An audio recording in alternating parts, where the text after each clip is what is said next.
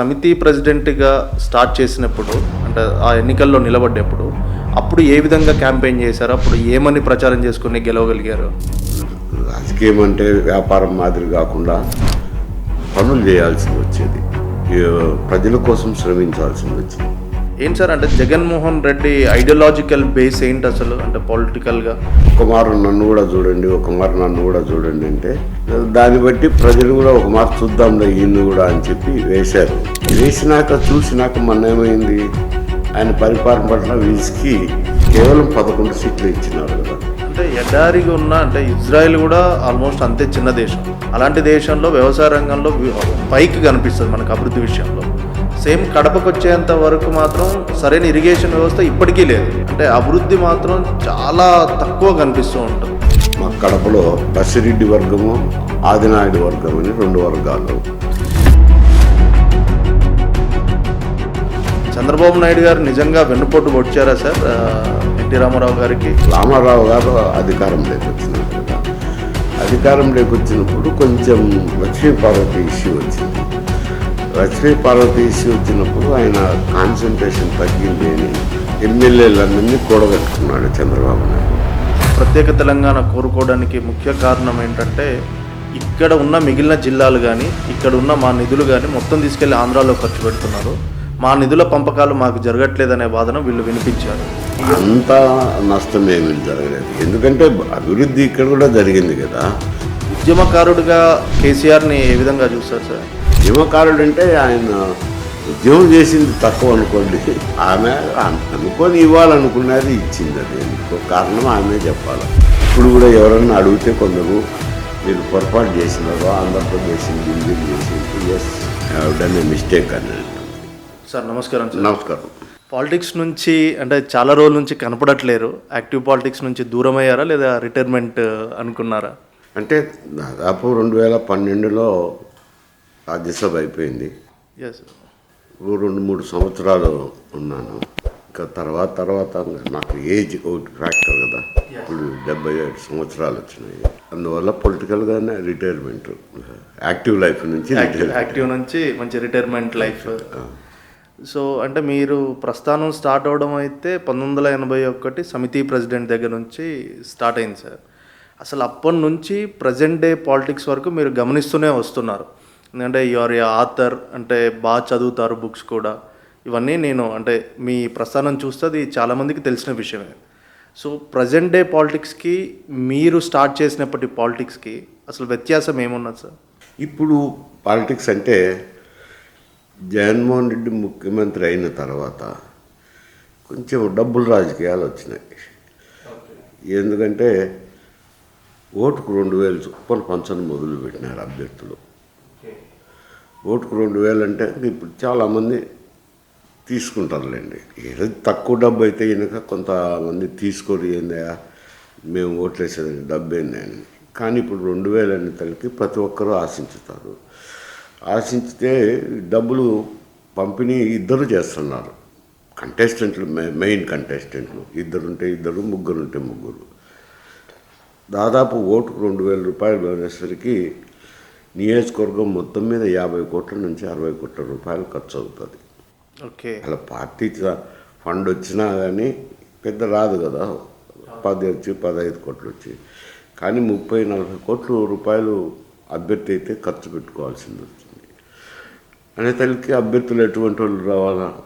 ధనవంతులు, వ్యాపారస్తులు, real estate people, ఇటువంటి వాళ్ళే వస్తున్నారు. కానీ రాజకీయ కుటుంబంలో నుంచి రావటం లేదు. ఎందుకంటే వాళ్ళకు అంత ఆర్థిక స్తోమత ఉండదు, అంత ఖర్చు పెట్టలేరు. కాబట్టి రాజకీయ కుటుంబాల నుంచి వెళ్ళిపోయినారు. ఇప్పుడంతా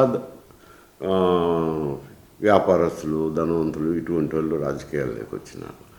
వాళ్ళు వచ్చినాక ఆడ ఖర్చు పెట్టినాక వాళ్ళు సంపాదించాలి కదా. అంటే వ్యాపార పక్కి వచ్చింది రాజకీయంలోకి ఎక్కువ భాగం. పూర్తి స్థాయి రాజకీయం కూడా వ్యాపారం కిందకే మారినాయి. కాబట్టి అప్పుడు రాజకీయ కొలవద్ద ఏమిటంటే రాజకీయ కుటుంబాల నుంచి రాజకీయాల్లో ఉండేవాళ్ళే వస్తుండేవాళ్ళు. అది తేడా వచ్చేసింది ఇప్పుడు. అంటే పూర్తి స్థాయి వ్యాపారంగా మారిపోయింది రాజకీయాలు. మరి అటువంటిప్పుడు ఇంకా ప్రజాసేవ అనే మాట అది ఈ టైంలో బూతులాగే మిగిలిపోతుంది కదా ఇంకా. భూతం లేదు కానీ ఇంకా రాజకీయ వాళ్ళు లేరు, వ్యాపారస్తులు ఇటువంటి వాళ్ళు వచ్చినారంతా.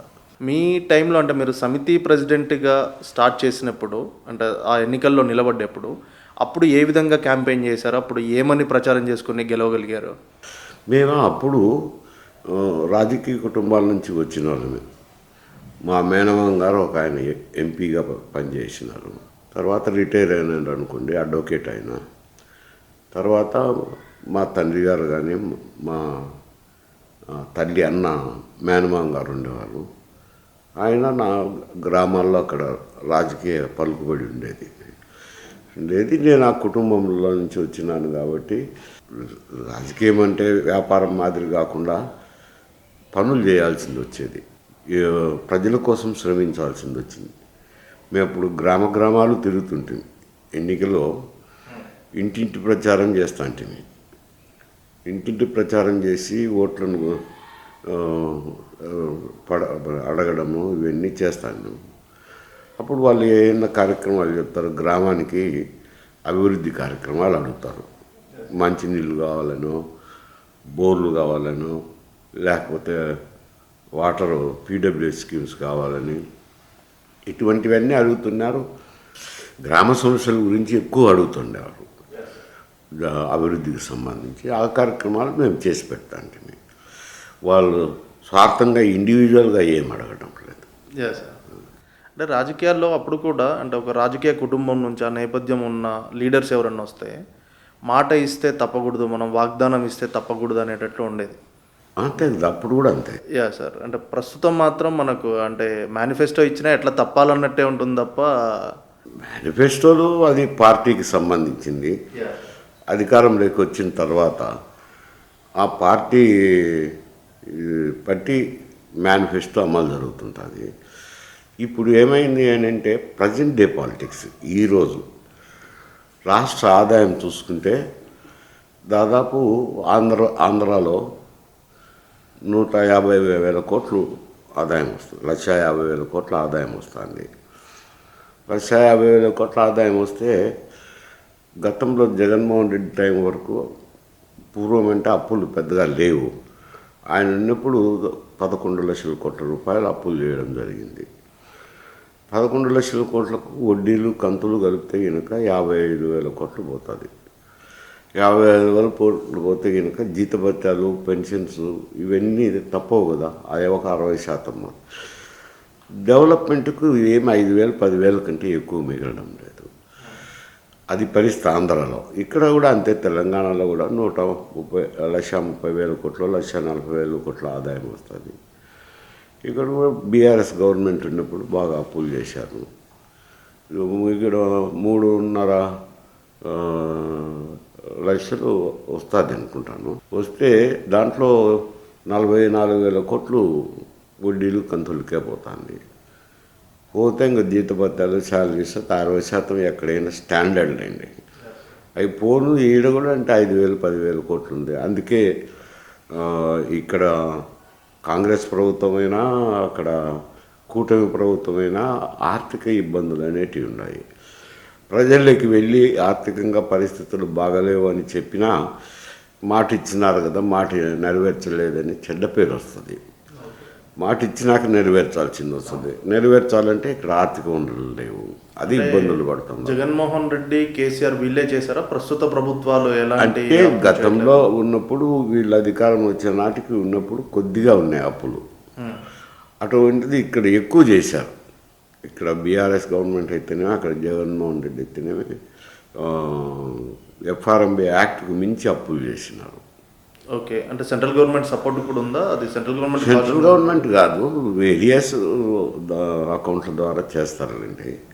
సెంట్రల్ గవర్నమెంట్ అప్పులు చేయమని అప్పులు ఎవరు డబ్బు ఇయ్యరు. FRBM యాక్ట్ ప్రకారం వాళ్ళకి ఇస్తారు. కాషన్ కదా, వాళ్ళు మించేది కాదు. వాళ్ళ యాక్ట్ ప్రకారం వాళ్ళ ట్యాక్స్ దాదాపు 4 విధాలుగా వస్తుంది రాష్ట్ర ప్రభుత్వానికి. ఒకటి, కేంద్ర ప్రభుత్వం నుంచి ట్యాక్సుల నుంచి వచ్చే ఆదాయంలో ఈ ఇంతవరకు 40% తీసి అవి ఫైనాన్స్ కమిషను కొన్ని ఫార్ములాస్ ప్రకారం పంచుతారనమాట అన్ని రాష్ట్రాలకు. అన్ని రాష్ట్రాల్లో పంచితే ఎక్కువ భాగం పాయింట్లు వచ్చి పాపులేషన్కి ఉంటాయి. కొన్ని ఇతర సౌకర్యాలు బట్టి అవి కూడా పంచుతారు. అందుకే కదా దక్షిణ భారతదేశంలో ఒక వాదన మొదలవుతుంది. ఎక్కువ ఇస్తున్నాం, మాకు ట్యాక్స్ రూపంలో పే చేసేది ఎక్కువ ఉంది కానీ మాకు ఆదాయం తక్కువ వస్తుంది, ట్యాక్స్ రెవెన్యూ తక్కువ వస్తుంది అని చెప్పి కొంత వాదన అదే. ఎందుకంటే ఉత్తర భారతదేశంలో అప్పుడు కుటుంబ నియంత్రణ సరిగా అమలు చేయలే, ఇక్కడ మాత్రం స్ట్రిక్ట్గా అమలు చేసినారు కాబట్టి పాపులేషన్ కంట్రోల్ అయింది. అందువల్ల జనాభా తక్కువ, ట్యాక్స్ రెవెన్యూ పాపులేషన్ ఎక్కువ, 60 పాయింట్స్ పాపులేషన్కి వేస్తారు. మిగతాటి ఇతర డెవలప్మెంటల్ యాటిస్టిక్స్ అవి ఇవి కలిపి వేస్తారు. వేసినప్పుడు ఏమవుతుందంటే పాపులేషన్ తక్కువ ఉంది కాబట్టి ఎక్కువ ఇక్కడి నుంచి పోయినా ఆదాయం వచ్చేది తక్కువ ఉంది. మేము రూపాయి ఇస్తే తక్కువ వస్తుంది అని అంటారు. అంటే అట్లా కేంద్ర ప్రభుత్వం తక్కువ ఇవ్వడం వలన వీళ్ళు అప్పులు ఎక్కువ చేస్తున్నారా? లేదు, కేంద్ర ప్రభుత్వం వాళ్ళు ఫైనాన్షియల్ కమిషన్ ప్రకారం వాళ్ళు ట్యాక్స్ రెవెన్యూ ఇస్తారు. నేననేది అక్కడ పాపులేషన్ మనం బాగా అమలు చేసినాం కాబట్టి కుటుంబ నియంత్రణ మనకు పాపులేషన్ తగ్గిపోయింది కాబట్టి ఆదాయం తక్కువ వస్తుంది. వాళ్ళు వాళ్ళ పాపులేషన్ బట్టి, అభివృద్ధిని బట్టి, ఇతర కార్యక్రమాలను బట్టి వాళ్ళు ట్యాక్స్ పంచుతారు. ఇప్పుడు జగన్మోహన్ రెడ్డి కానీ కేసీఆర్ కానీ వీళ్ళిద్దరూ ఎందుకు ఎక్కువ అప్పులు చేయాల్సి వచ్చింది సార్? అసలు అంటే హామీలు ఇచ్చారు, దాన్ని నెరవేర్చేదానికి అప్పులు చేయాల్సింది వచ్చింది. అప్పుడు ఏదో అప్పులు పుడతాగా ఇప్పుడు రావటం లేదు. అక్కడ కుటుంబ ప్రభుత్వంకి అయితేనేమి, ఇక్కడ కాంగ్రెస్ పార్టీకి అయితేనేమి. అంటే ఒక స్థాయి వరకు వస్తాయి కానీ అప్పులు ఆ స్థాయి మించిన తర్వాత రావు కదా. ఆ పొటెన్షియల్ దాటిన తర్వాత రావు. ఓకే, మరి సేమ్ అంటే సంపద సృష్టిస్తూ మేము ఇంకా తీసుకొస్తామనే చంద్రబాబు నాయుడు గారి పార్టీ అయినా కూటమి అయినా కూడా ఇప్పుడు సేమ్ అవే స్కీమ్స్ని ఫాలో అవుతున్నారు కదా. దానికి తోడు ఇంకా ఫ్రీ బస్ అనేది ఒకటి కూడా స్టార్ట్ చేశారు, తెలంగాణలో అయినా ఆంధ్రలోనైనా. ఇంకా దానివల్ల ఇంకా భారం పెరగడమే తప్ప తగ్గదు కదా. తగ్గదు, పెరుగుతుంది. పెరిగినా నీ ఉన్న కాడికి రెవెన్యూ సర్దుకోవాల్సిందే. ఏంటి సార్ అంటే జగన్మోహన్ రెడ్డి ఐడియాలజికల్ బేస్ ఏంటి అసలు? అంటే పొలిటికల్గా ఐడియాలజికల్ బేస్ అనేది ఏం కాదు. అప్పుడు తండ్రి గారు యాక్సిడెంట్లో చనిపోయినారు. తండ్రి గారు చనిపోయిన తర్వాత వైఎస్ఆర్సీపీ పగ్గాలు ఆయన చేతికి పోయినాయి. పోయిన తర్వాత ఆయన ఒక మారు నన్ను కూడా చూడండి అంటే దాన్ని బట్టి ప్రజలు కూడా ఒక మారు చూద్దాంలే ఈయన్ని కూడా అని చెప్పి వేశారు. వేసినాక చూసినాక మొన్న ఏమైంది, ఆయన పరిపాలన పట్ల విసికి కేవలం 11 సీట్లు ఇచ్చినారు కదా ఆంధ్రాలో. అంటే ఐడియాలజికల్ బేస్ ఎందుకు అడిగానంటే మీరు కూడా ఆయన యాటిట్యూడ్ నాకు నచ్చకనే నేను ఆ పార్టీ నుంచి బయటకు వస్తున్నాను. అప్పుడు పార్టీలో మాట్లాడే విధానం కానీ అవి నచ్చకనే వచ్చినాను అని చెప్పినాను. సార్ అంటే ఫస్ట్ అంటే రాజశేఖర రెడ్డి గారితో కూడా మీకు ఐడియాలజికల్ కాన్ఫ్లిక్ట్ అనేది కొనసాగుతూ ఉండేది ఫస్ట్ నుంచి కూడా. బిగినింగ్లో మేము ఇద్దరం మంచి మిత్రులమే. సార్ ఏది 81 నుంచి బాగానే మిత్రులుగానే కొనసాగిన. డాక్టర్స్ కమ్యూనిటీ అట్లా కాదు, కడపలో ఒక గ్రూపుగా ఉన్నాం. అప్పుడు 2 గ్రూపులుగా తయారైనాం. ఒకటేమో కందులోరెడ్డి గారు ఒక గ్రూప్ అని, కందులోరెడ్డి గ్రూప్ అని. తర్వాత ఇది మేము కందులోరెడ్డి వ్యతిరేకమైన గ్రూప్గా తయారవటం జరిగింది. ఆ గ్రూప్కు రాజశేఖర రెడ్డి అప్పుడు మంత్రిగా ఉండడము, ఆ కారణాలతో ఆయన పెద్దగా ఉంటున్నాడు. ఉంటున్నారు కాబట్టి అట్లా 2 గ్రూపులుగా విడిపోయినది కడపలో రాజకీయం. అంటే రాజకీయాల్లో రాయలసీమకు ప్రత్యేక పాత్ర ఉంటుంది. అంటే గొప్ప గొప్ప లీడర్లు, పెద్ద పెద్ద లీడర్లు, ఇంకా చెప్పాలంటే తెలంగాణ నుంచి వచ్చిన పివి నరసింహారావు గారిని కూడా గెలిపించుకుందంటే అది రాయలసీమకే అది దక్కుతుంది ఆ గౌరవం కూడా. సో అలాంటి రాయలసీమ అంటే అభివృద్ధి మాత్రం చాలా తక్కువ కనిపిస్తూ ఉంటుంది. అంటే ఫ్యాక్షన్ వైపు కానీ ఇంకా స్టిల్ ఇప్పటికి కూడా కర్నూలుకి కోర్టు రావాలన్నా, హైకోర్టు రావాలన్నా లేదంటే వాటికి కావాల్సిన వాటర్ ఏదైనా రావాలన్నా, నీటి పంపకాలు రావాలన్నా ఇప్పటికీ ఎదురుచూపులే దక్కుతున్నాయి రాయలసీమకి. ఎందుకంటారు సార్? అంటే అది వివిధ కారణాలు అనుకోండి. ఆ, వాటా దక్కడం అంటే వివిధ కారణాలు ఉన్నాయి. ఒకటి, గతంలో ఉన్నది వర్గాలుగా ఉంటున్నారు, 2 వర్గాలుగా ఉంటున్నారు. మా కడపలో అంత మునుపు ఏమీ బసిరెడ్డి వర్గము, ఆదినాయుడు వర్గం అని 2 వర్గాలు. మళ్ళీ తర్వాత వాళ్ళ ఈర అయిపోయింది కదా, వాళ్ళు ఓల్డ్ పీపుల్ అయిపోయి వాళ్ళ ఈర అయిపోయినాక కందులోరెడ్డి వర్గము, కందులోరెడ్డి ఆపోజిట్ వర్గం అనేది వచ్చింది. మళ్ళీ ఆ తర్వాత అవన్నీ రాజకీయ మార్పులు, తెలుగుదేశం పార్టీ అవతరించడము, మార్పులన్నీ వచ్చేసినాయి. ఆ గ్రూప్ రాజకీయాలు పోయినాక ఈ ఈ అభివృద్ధి కార్యక్రమాలు వచ్చేసరికి కొంచెము ఇరిగేషన్లో దెబ్బతిన్నారు. ఇరిగేషన్కు ప్రాధాన్యత ప్రాజెక్టులు రావడంలో ఏమైందంటే శ్రీశైలం వచ్చింది. శ్రీశైలం ఓన్లీ హైడ్రో పవర్ స్టేషన్గా వచ్చింది. కింద నాగార్జున సాగర్ రావడం అయితేనేమి, డెల్టా ఏరియా ఉండడం ఎందుకైతేనే, ఈ డెల్టా ఏరియాలో ఉండడంతో వాళ్ళకు ఇరిగేషన్ ఫెసిలిటీస్ రావడము, అభివృద్ధి చెందడం జరిగింది. ఇక్కడ నీటిపారుదల సౌకర్యం ఒక కేసీ కెనాలే ఉండేది, కర్నూలు కడప కాలువ అని. కర్నూలు జిల్లా కడపకు, అనంతపురం జిల్లాలో కూడా మళ్ళీ తర్వాత వచ్చిన ప్రాజెక్టులే కానీ ముందర ప్రాజెక్టులు లేవు. అందువల్ల ఇరిగేషన్ అభివృద్ధి కావడానికి కొంత టైం పట్టింది ఇక్కడ.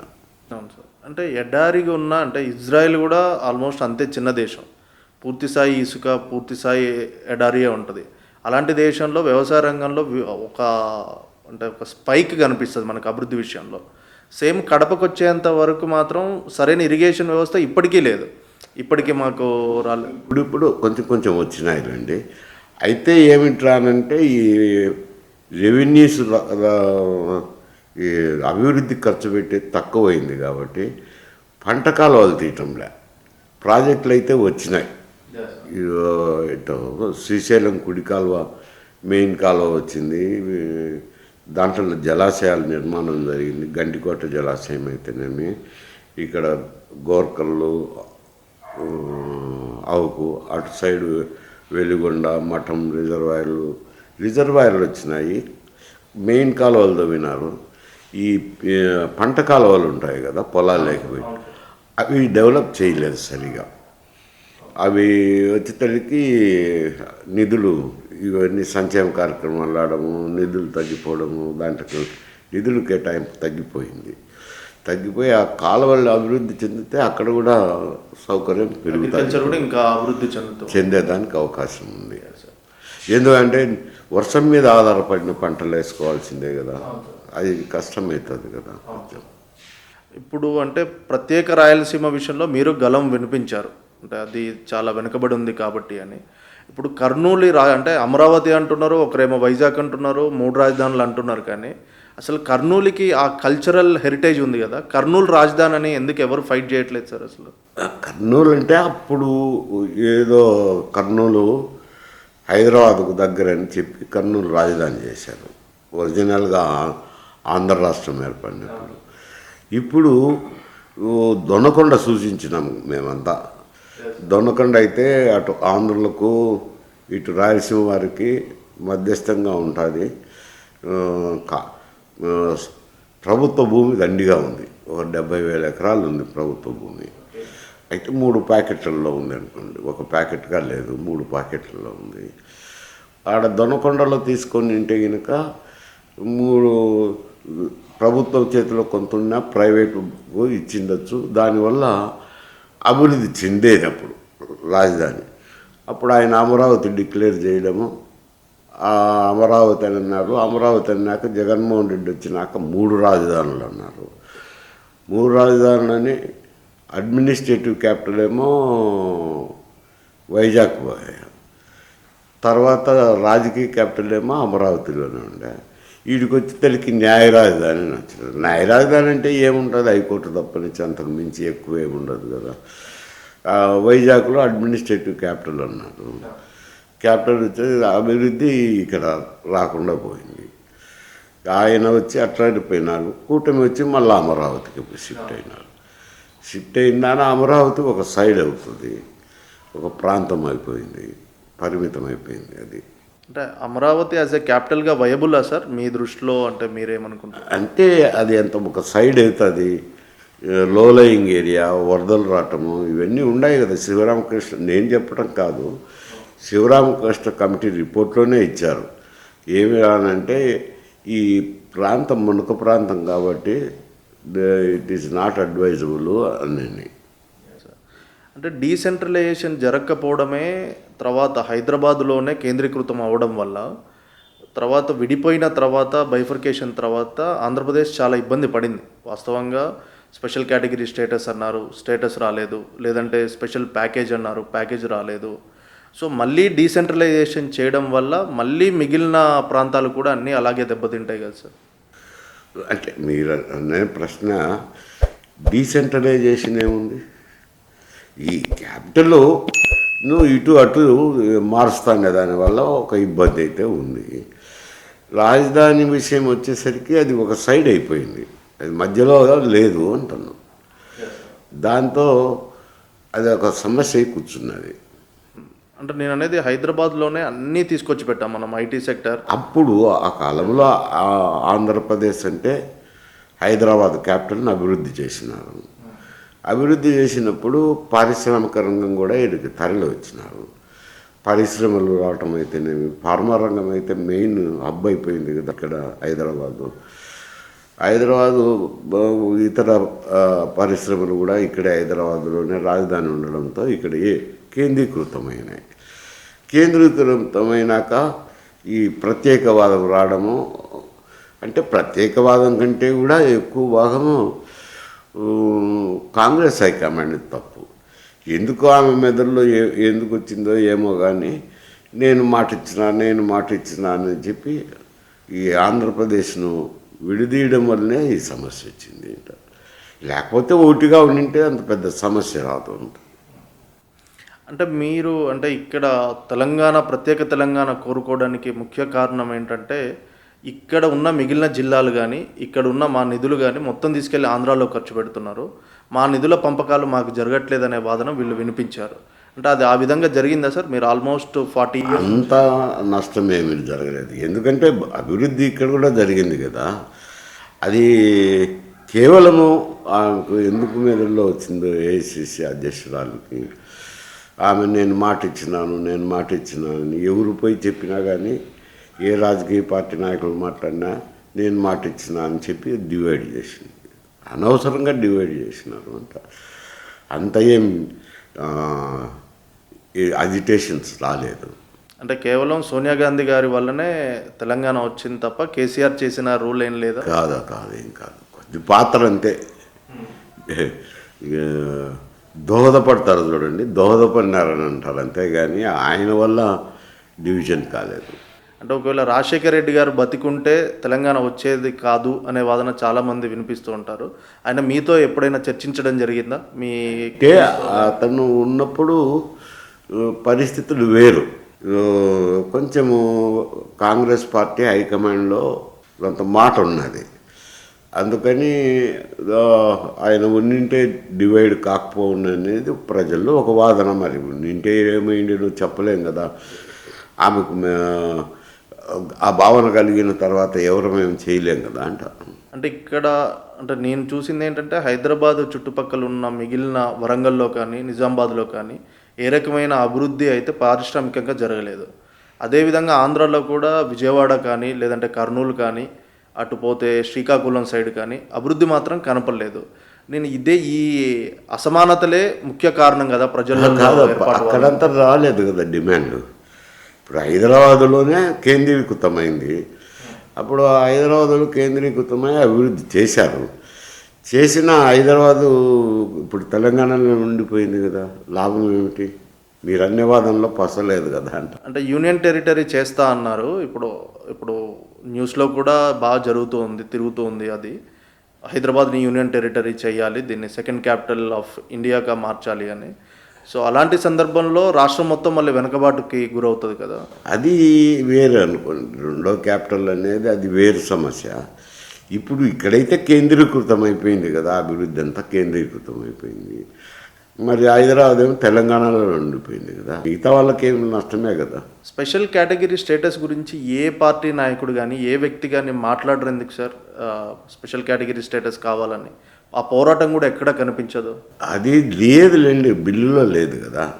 ఏదో బిల్లు పాస్ చేసేటప్పుడు మాట ఇచ్చారు కానీ హామీ మాత్రమే, కానీ బిల్లులో లేదు, చట్టంలో లేదు. ఓకే, చట్టంలో లేదు కాబట్టి ఇంకా గవర్నమెంట్ కూడా దాన్ని పూర్తిగా ముందుకు తీసుకెళ్ళట్లేదంట.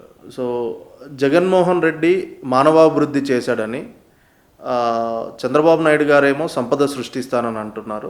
నిజంగా వీళ్ళిద్దరు చెప్పేది చేస్తారా సార్? ఏముంది మానవాభివృద్ధి అంటే స్కూల్స్ డెవలప్ చేసామని, ప్రైవేట్ కాలేజెస్ అవన్నీ ముందరే అయిపోయినాయి కదా. స్కూల్స్ అభివృద్ధి కార్యక్రమాలన్నీ ముందరే జరిగిపోయినాయి. ఇప్పుడు చేయాల్సినవి ఏం లేవు. ప్రధానంగా మంచినీటి సమస్య, నీళ్ళ స్కీములు వచ్చినాయి కదా. మంచినీటి సమస్య వచ్చేసరికి ఇరిగేషన్ సైడ్ వచ్చేసరికి నాగార్జున సాగర్ డ్యామ్ వచ్చింది, కృష్ణ డెల్టా అభివృద్ధి చేసినారు, మోడర్నైజ్ చేసినారు కదా. తర్వాత ఇటు శ్రీశైలం నుంచి కూడా కెనాల్స్ అయితే తొగినారనుకోండి. శ్రీశైలం కుడి కాలువ, శ్రీశైలం ఎడమ కాలువ అంటే తెలుగు గంగ అంటారు కదా, అది ఇవన్నీ తీసినారు. కానీ పంట కాలువలు తీసి అభివృద్ధి చేయలేదు, అది వచ్చిన సమస్య. అంటే స్కూల్స్ డెవలప్మెంట్ కానీ అవన్నీ medical college, schools, education side పరంగా మిగతా చోట్ల అభివృద్ధి ఎట్టు వచ్చిందో అక్కడ కూడా వచ్చింది. స్కూల్స్ అయితేనేమి, విద్యా వైద్య రంగాల్లో అయితేనేమి ఇవన్నీ వచ్చినాయి. నీటిపారుదల రంగంలో కెనాల్స్ చేస్తే బాగానే ఉంటుంది, చేయలేదు. మిగతాటి మామూలుగా వచ్చేటి అవి ఏముంది, మానవ వనరుల అభివృద్ధి చేసేది ఏముంది. స్కీములు పెట్టినారనుకోండి, ఆయన నవరత్నాలని స్కీములు పెట్టినారు, ఈ వెల్ఫేర్ యాక్టివిటీ అంటారు అంతే. వెల్ఫేర్ యాక్టివిటీస్ నేరుగా ప్రజల్లోకి వెళ్ళడం వల్లనే జీడిపి కూడా ఆటోమేటిక్గా పెరిగింది ఇండైరెక్ట్గా అనేది ఏమి లేదు. ఎప్పుడూ వెల్ఫేర్ యాక్టివిటీ జరుగుతూనే ఉంది కదా. ఒక స్థాయిలో ఏమో వెల్ఫేర్ యాక్టివిటీ జరుగుతూనే ఉంది. వాళ్ళు చూపించడం అంటే మా హయాంలో జీడిపి అనేది చాలా స్పైక్ ఉంది, చంద్రబాబు నాయుడు గారు రాగానే మళ్ళీ జీడిపిలు అవన్నీ చూసేదానికి లేదు రండి. అవన్నీ కరెక్ట్ యాడిస్టిక్స్ కాదు, అన్నీ నానా రకం యాడిస్టిక్స్ ఉంటాయి, దాంట్లో నుంచి కరెక్ట్గా రావు. యాజ్ ఏ డాక్టర్గా గవర్నమెంట్ కాలేజీని సపోర్ట్ చేస్తారా, ప్రైవేట్ కాలేజెస్ అయినా పర్లేదంటారా? మెడికల్ కాలేజెస్ అంటే ప్రైవేట్ కంటే గవర్నమెంట్ అయితేనే బెటర్ అంటాను. ఎందుకంటే ఇన్ఫ్రాస్ట్రక్చర్ ఉంటుంది కదా, దానికి చదువు కాదు కదా ముఖ్యం. నా 3వ సంవత్సరం పాస్ అయిన నుంచి 4వ సంవత్సరం నుంచి హాస్పిటల్కి పోవాల్సిందే. హౌస్ సర్జన్ వరకు హాస్పిటల్లో సర్వీస్ చేయాల్సిందే. మంచి హాస్పిటల్ సౌకర్యం అనేది ఉంటేనే విద్యార్థులకు కూడా వైద్య రంగంలో ప్రావీణ్యత వస్తుంది. హాస్పిటల్ లేకపోతే పెద్ద ప్రావీణ్యత రాదు, చదివే తక్కువ. ఇక్కడ వైద్యంలో నేర్చుకునేది ఎక్కువ ఉంటుంది. అందువల్ల గవర్నమెంట్ కాలేజీలు అయితేనే బెటర్ అనేది నా అభిప్రాయం. ఇప్పుడు ప్రైవేట్ కాలేజీలకు కూడా కొన్ని అటాచ్డ్గా హాస్పిటల్స్ వచ్చినాయి, కానీ ఆ స్థాయికి రావు. అంటే ఇన్ పేషెంట్ కూడా అవుట్ పేషెంట్ కానీ ఆ స్థాయిలో అనుకున్నట్టు ఉండదు కదా. ఉండదు. కార్పొరేట్ స్థాయి హాస్పిటల్స్ పెట్టా, వాటిల్లో పేషెంట్ని ఎగ్జామిన్ చేసేదానికి ఉండదు. అక్కడ ప్రభుత్వ ఆసుపత్రుల్లో పేషెంట్ దగ్గరికి వెళ్ళి విచారణ చేసి మాట్లాడేదానికి ఉండదు. అంటే మీరు నేదురుమల్లి జనార్దన్ రెడ్డి గారి క్యాబినెట్లో వర్క్ చేశారు. ఆ టైంలోనే మత కల్లోహాలు హైదరాబాద్లో జరగడం జరిగింది. దాన్ని చాలా ప్రాపర్గా హ్యాండిల్ చేసినట్టు కూడా చాలా పత్రికల్లో చూసాం సార్. అప్పటి అసలు ఆ సంఘటనలు ఏ విధంగా ఉండేవి సార్? ఎంత వైలెంట్గా ఉండేటి? అంటే ఇక్కడ హైదరాబాద్లో జరిగేది ఆ సంఘటనలు, వాటికి పలు కారణాలు వేరు. అప్పుడు నేనేమి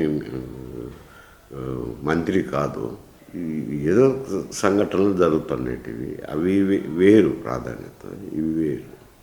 అంటే రాజశేఖర రెడ్డి గారు ఆయన దించడానికి సృష్టించారనేది కూడా చాలా మంది చెప్తూ ఉంటారు. సృష్టించితే అవుతాయిలే కానీ అవన్నీ కావు. పత్రికల్లో ప్రచారాలు. అంటే చాలామంది అంటే గిట్టని వారు ఆపోజిషన్ అంటే చాలా చోట్ల కూడా సర్క్యులేట్ అవుతూ ఉంటుంది. చెప్పు విశ్రయించారని మనం ఇది చెప్తే మత కొల్లలు రావు కదా, వాటంతటికు అవి ఉత్పన్నమైనప్పుడు అగ్గి కాద్యం పోసినారంటారు చూడు, అటువంటి పనులు ఏమన్నా చేయొచ్చు కానీ మొదలుపెట్టేదైతే కష్టము అంట. అంటే రాజశేఖర రెడ్డి గారి దగ్గరగా ఉన్నవారేమో చాలా సౌమ్యుడు, అందరినీ బాగా చూసుకుంటాడని అంటూ ఉంటారు. దూరంగా ఉన్న వాళ్ళేమో ఒక ఫ్యాక్షనిస్ట్ భావజాలం ఉందంటారు. మీరు దగ్గరగా వైరుధ్యంగా ఉన్నారు, మీరేమంటారు సార్ ఆ విషయం? అంటే ఫ్యాక్షనిస్ట్ భావజాలం అనేది అది వేరులేండి ఆ సమస్య. మేము వచ్చేసరికి మా ఈరా వచ్చేసరికి అది పోయింది, ఫ్యాక్షనిస్ట్ అనేది పోయింది. మాటలకు మాట్లాడచ్చు, పత్రికల్లో ప్రచారం చేయొచ్చు, కానీ ఆ ఫ్యాక్షనిస్ట్ రాజకీయం అనేది పోయిందండి, లేదు. చంద్రబాబు నాయుడు గారు నిజంగా వెన్నుపోటు పొడిచారా సార్ ఎన్టీ రామారావు గారికి? అది జస్ట్ ఆయన మీద వేసే అభాండమేనా? అంటే నేను ఆయన అనలేను, కానీ అయితే ఆయన రామారావు గారు అధికారంలోకి వచ్చినారు కదా, అధికారంలోకి వచ్చినప్పుడు కొంచెం లక్ష్మీపార్వతి ఇష్యూ వచ్చింది. లక్ష్మీపార్వతి ఇష్యూ వచ్చినప్పుడు ఆయన కాన్సన్ట్రేషన్ తగ్గింది అని ఎమ్మెల్యేలందరినీ కూడగట్టుకున్నాడు చంద్రబాబు నాయుడు. కూడగట్టుకొని టీడీఎల్పీది పెట్టినప్పుడు టీడీఎల్పీలో మెజార్టీ తీసుకొని అధికారం తీసుకోవడం జరిగింది. ఆ అధికారం తీసుకున్నాడు కాబట్టి ఆయన తిరిగి ప్రజల్లో తెలుగుదేశం పార్టీ తరపున కదా ఎమ్మెల్యేలు అయింది. అందువల్ల అపవాదం వచ్చింది. అది అంటే ఆయన స్ట్రాంగ్గా టీడీపీని నిలబెట్టిన వ్యక్తులలో చంద్రబాబు నాయుడు గారు కూడా ఉన్నారనేనా మీరు చెప్పేది? అంటే మళ్ళీ టీడీపీకి ఆయన సారథ్యం వహించి టీడీపీ ఆయన అయిపోయినాడు కదా. టీడీపీ అంటే చంద్రబాబు నాయుడు, చంద్రబాబు నాయుడు అంటే టీడీపీ అయిపోయినాడు కదా, మమేకం అయిపోయినాడు కదా. కొన్ని ఎలక్షన్లలో కూడా వచ్చినాడు కదా, గెలిచినాడు. కాబట్టి మళ్ళా అనేదానికి లేదు కదా అన్నమాట. ఇప్పుడు హైదరాబాద్లో ఐటీ రంగానికి ఆద్యుడు ఎవరు సార్? నేదురుమల్లి జనార్దన్ రెడ్డి గారా లేదంటే చంద్రబాబు నాయుడు గారా? నేదురుమల్లి జనార్దన్ టైంలో మొదలైంది, తర్వాత చంద్రబాబు నాయుడు టైంలో అది 3 పూలు 6 కాయలుగా అభివృద్ధి చెందింది. మీ దృష్టిలో అసలు అభివృద్ధి అంటే ఏంటి సార్? మనకు ఆంధ్రప్రదేశ్ కానీ తెలంగాణకు కానీ అభివృద్ధి అంటే మామూలుగా గ్రామాల్లో కావాల్సిన గ్రామీణ అభివృద్ధి, తర్వాత విద్యా వైద్య రంగాలకు ప్రాధాన్యతనివ్వడము, అలాగే సేద్యమిటి రంగానికి ప్రాధాన్యము, అవన్నీ అభివృద్ధి కిందకి వస్తాయి. సంక్షేమ కార్యక్రమాలు తీసుకుంటే అవి సంక్షేమ రాజ్యం అవుతుంది, తేడాది. ఇప్పుడు అంటే రాజకీయాల్లో ఇప్పుడు చూస్తూ ఉంటే ఈ పర్సనల్ అటాక్ అనేది చాలా విపరీతంగా పెరిగిపోయింది సార్. అంటే వాళ్ళ వైఫ్ని తిట్టడం కానీ లేదంటే పిల్లల్ని తిట్టడం కానీ, ఇంకా చూడాలంటే పర్సనల్ అసాసినేషన్, క్యారెక్టర్ అసాసినేషన్ చేయడం కానీ ఇదంతా జరుగుతుంది. దీన్ని అసలు మీరు ఎలా పరిగణిస్తారు? అది మంచి సాంప్రదాయం కాదంటాను నేను. కుటుంబంలోని వ్యక్తులు ఏం చేస్తారు? వాళ్ళు ఏం చేయలేరు కదా. వాళ్ళు ఒకవేళ రాజకీయాల్లో ఉంటే మనం మాట్లాడచ్చు, కానీ రాజకీయాల్లో లేనప్పుడు విమర్శించడం అంత భావ్యంగా కనపడదు. కుటుంబాలను రాజకీయ రచ్చ చేయడం అనేది మంచి సాంప్రదాయం కాదు అంటాను నేను కూడా. నా అభిప్రాయం కూడా అది. అంటే మంచి హోదాలో ఉన్న వాళ్ళు కూడా నరికేస్తా, తోలు తీస్తా అంటే ఈ పదాలు కూడా అది అసలు వినడానికే చాలా ఇబ్బందిగా ఉండే పదాలు కదా. పదజాలం మారిపోయిందిలేండి, ఇప్పుడు అందరూ అదే పద్ధతిలో. ఒకప్పుడు అటువంటి పదజాలం వాడితే అసహించుకునే వాళ్ళు ప్రజలు. అది కొన్ని రోజుల తర్వాత ఫ్యాషన్ అయిపోయింది. ఇప్పుడు నానుడిగా మాట్లాడిస్తే ఫ్యాషన్ కిందకి వస్తుందని మాట్లాడుతున్నారు. అది మంచి సాంప్రదాయం కాదు. మంచి సాంప్రదాయం అంటే కాదనే చెప్తాను అంట. సార్ అంటే సీనియర్ పొలిటీషియన్స్ ఎవరన్నా చూసినా కూడా సమస్యల పట్ల మాట్లాడి వాళ్ళని సమస్యల పట్ల కార్నర్ చేసి మాట్లాడిన వాళ్ళే తప్ప ఎవరు కూడా అంటే పర్సనల్గా మాట్లాడినట్టు ఏ రికార్డింగ్స్లో కూడా కనపడవు. అప్పుడు లేదు రండి ఇట్లా. అప్పుడంతా ప్రజా సమస్యల గురించి లేవనెత్తే వాళ్ళు, ప్రజా సమస్యల గురించే మాట్లాడాడు, అభివృద్ధి కార్యక్రమాల గురించి మాట్లాడేవాడు. పర్సనల్ అనిమాసిటీ లేదు. ఇప్పుడు ప్రివియారిటీ ఇటువైపు మొగ్గింది. అది తేడా వచ్చింది. ఉద్యమకారుడిగా కేసీఆర్ని ఏ విధంగా చూస్తారు సార్? ఉద్యమకారుడు అంటే ఆయన ఉద్యమం చేసింది తక్కువ అనుకోండి. ఆమె అనుకొని ఇవ్వాలనుకున్నది ఇచ్చింది. అది ఎందుకో కారణం ఆమె చెప్పాలి. ఇప్పుడు కూడా ఎవరన్నా అడిగితే కొందరు మీరు పొరపాటు చేసినారు, ఆంధ్రప్రదేశ్ని డివిజన్ చేసి అంటే ఎస్ డన్ ఏ మిస్టేక్ అని అంటుంది. కానీ అంటే ఇక్కడ ఒక వ్యక్తి గురించి కాదుగా, కొన్ని కోట్ల మంది అది ఆకాంక్షించారు కదా తెలంగాణ కావాలి అని. అంటే అంటారు కానీ అంత ఏం ఆకాంక్షలేదు, అది ఏదో తర్వాత వాదం అంతే కానీ అంత ఆకాంక్ష ఉన్నదని నేను అనుకోవటం లేదు. ఎందుకంటే ఇక్కడ అన్ని ప్రాంతాల ప్రజలు ఉన్నారు కదా. అంటే ఉన్నా కూడా ఇక్కడ జరిగింది అన్యాయం అని అందరూ ఒక ఏకతాటిపైకి రావడం వల్లనే తెలంగాణ వచ్చిందనే అభిప్రాయం ఉంది కదా. ఆమె ఇది పర్సనల్గా ఆమె ఇచ్చిందే కానీ ఈ ఉద్యమం చేసి సాధించింది కాదు, ఇంకొకటి కాదు అంట. ఇక్కడ ఏదో కోరిక తపన ఉండి జరిగింది కాదు అంట. రాయలసీమ అభివృద్ధి విషయంలో ఇప్పుడున్న ప్రభుత్వాలు ఎలాంటి చర్యలు తీసుకుంటే అభివృద్ధి జరుగుతుంది సార్ మనకు?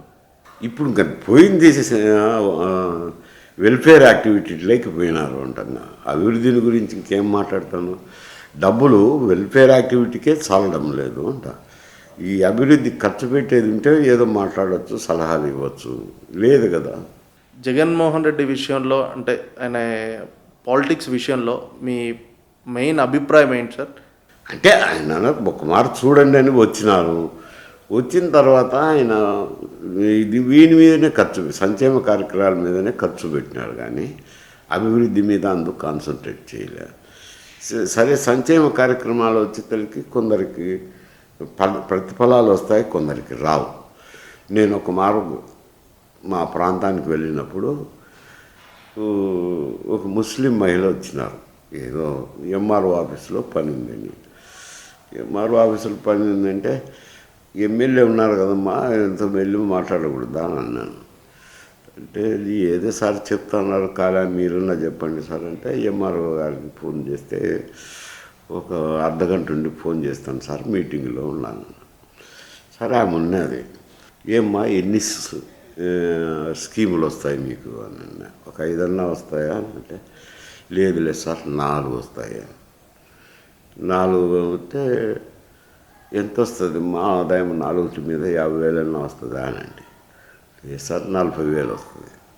మంచి డబ్బేనే, 40,000 అంటే ఫ్యామిలీకి 40,000 అంటే మంచి డబ్బే కదా అని. మంచి డబ్బే కదమ్మా నీకు అని అంటే ఏం చెప్తావులే సార్, సాయంకాలం అయితే మా ఆయన ట్యాక్స్ కట్టి వస్తాడు కదా అని. నేను కొంచెం ట్యాక్స్లు బాగా తెలుసులే, నాకు తెలిసింది. ఏం ట్యాక్స్ కడతారమ్మా? ఏం ట్యాక్స్ కట్టరే, ఒక ఇన్కమ్ ట్యాక్స్, అది వాళ్ళు ఎట్లా ఎలిజిబుల్ కాదు, కట్టరే అని తెలుసు. ఏం ట్యాక్స్ కడతారు కట్టరే అని అంటే ఏముంది సార్ బ్రాంతి షాపు వేస్తాడు కదా. అప్పుడు అర్థమైంది.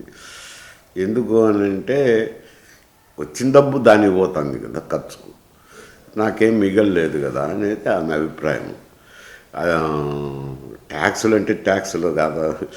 అంటే ఆల్కహాల్ కన్జంప్షన్ కూడా, మద్యపానం కూడా విపరీతంగా పెరిగింది సార్. అది చాలా చోట్ల. ఇప్పుడు ఆయన చేసింది ఏమిటా అంటే, ఎందుకు చెప్పినా అంటే దృష్టాంతం, మద్యం ధరలు పెంచితే తాగేది తగ్గుతుంది, తగ్గించాలా అని చెప్పి పెంచినానంటారు. కానీ తుదాక అదేమైంది, ప్రజల జోబులు ఖాళీ అవ్వని మొదలుపెట్టాయి. అది జరిగింది. ఇప్పుడు సింటాక్స్ అని బీజేపీ కూడా సిగరెట్ని 18 రూపాయలు ఉండే సిగరెట్ని 72 రూపాయలు చేయబోతుంది కదా. అంటే అది కూడా ఇవన్నీ ఊరికి ట్యాక్సులు వేస్తే ప్రజలకు అసౌకర్యం కదా. అంటే సింటాక్స్ అనేది ఎక్కడైనా ఎక్కువ, ఏ కంట్రీలోనైనా, ఇంకా కొన్ని కంట్రీలలో డబుల్ ట్రిపుల్ కూడా ఉంటాయి కదా మనకు. ధూమపానం మంచిది కాదు, దాన్ని తగ్గించాలని పెంచడంలో తప్పేం లేదు. కానీ మరీ అందుబాటులో లేకుండా చేయడం అనేది మరి ఇది అవుతుంది. అది అప్పుడు జగన్మోహన్ రెడ్డి మద్యపాన నిషేధం చేసినట్టు అవుతుంది. సార్, అంటే ఒకేసారి కాకుండా ఫేజ్ వైజ్ దాన్ని చేసుకుంటూ వెళ్ళొచ్చు, కానీ బట్ మనం ఒకటే మారట్లా పెంచడం మంచిది కాదు అంటాం. సో అంటే పాలిటిక్స్ అనేది మీరు చూసినప్పటికీ ఇప్పటికీ విపరీతంగా మారిద్ది అనేది అయితే మీ అభిప్రాయం అంటున్నారు. సో ఇంకా ఫ్యూచర్ జనరేషన్కి వచ్చే పొలిటీషియన్స్ అంటే ఫుల్లీ కమర్షియలైజ్ అయింది, కానీ నిజాయితీగా నిబద్ధతో ఉన్న వాళ్ళు ఫ్యూచర్లో ఇంకా మంచి లీడర్గా ఎదగాలంటే మీరు ఇచ్చే సలహా ఏంటి సార్? ఇప్పుడు ఎట్లా వస్తారో ప్రజెంట్ డే పాలిటిక్స్ అట్లా తయారైపోయినాయి. అది ప్రజల్లో మార్పు రావాలా, చైతన్యం వస్తే ఆ మార్పు వస్తుంది. ఇప్పుడైతే రాదు కదా. అంటే ఫుల్లీ కమర్షియలైజ్ అయిపోయింది కాబట్టి ఇంకా మనం ఏం మాట్లాడేదానికి లేదు. Thank you sir, thank you very much.